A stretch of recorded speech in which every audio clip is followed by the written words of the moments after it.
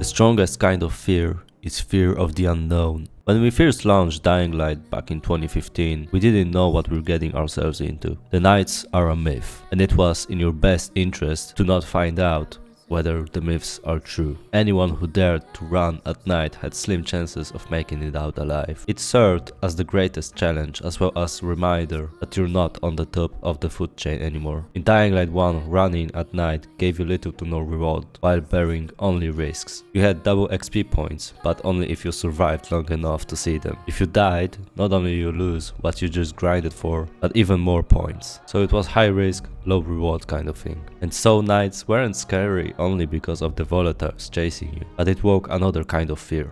Fear of death.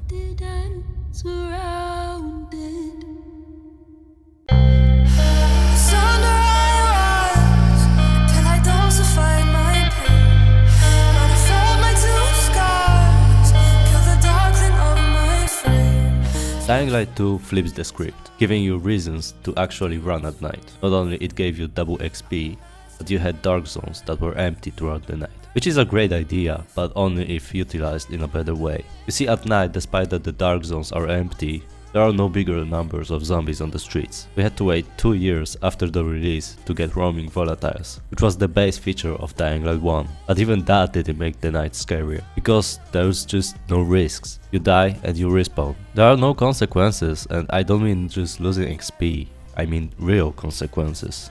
The choices and consequences systems are underwhelming in Dying Light 2, and we all know that, and we don't have to beat down Techland anymore for that. But there are no choices that player does that influence the main story or the characters in any way. Let me explain.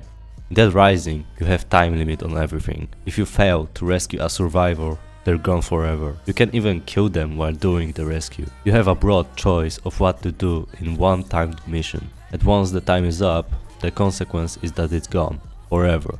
Now I want you to imagine a night mission in Dying Light 2 where the power goes out at night and someone has to turn it back on in the nearest substation.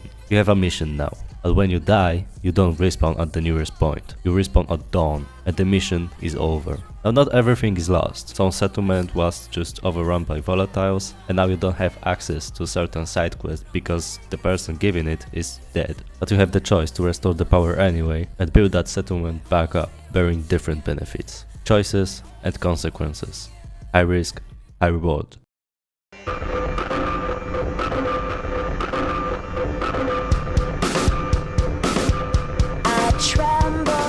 Time is what made Dying Light 1's night scarier. We knew that we don't have much time to save the city. Of course, the devs didn't think this through to the point where you would have actual time limit. But time and urgency is activating something in our brains, making us more vigilant, more dialed in when it comes to decisions. The simplest solution to make nights scary again is to add consequences, while strong volatiles thrown into the mix make you squeeze your weapon tight in corner, crying for the screens to stop. And finally, Dying Light nights aren't scary. Once you get used to how volatiles operate and how the game works, you slowly come out on top again, considering that the AI is not that smart, especially in Dying Light 2 and The Beast. You can quickly outmaneuver everything, so to make nights scary by adding more enemies and making everything darker is not the right way. Forcing players to evaluate risks and their every step is. Right now you could have been chased by 50 volatiles and feel nothing, cause you know that you can respawn. But if there were consequences to your death, seeing one would make you reconsider the route. Not knowing which choice has better rate of survival, going left or right, would be the best or the worst choice in the game. That's how you do choices and consequences, and that's how you make the night scary again. Good night and good luck.